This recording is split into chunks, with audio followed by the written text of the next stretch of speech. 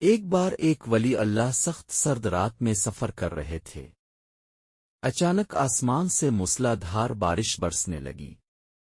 انہوں نے قریب موجود ایک پرانا چھوٹا سا جھونپڑا دیکھا۔ جھونپڑے کے اندر ایک غریب آدمی اپنے بچوں کے ساتھ سردی سے کانپ رہا تھا۔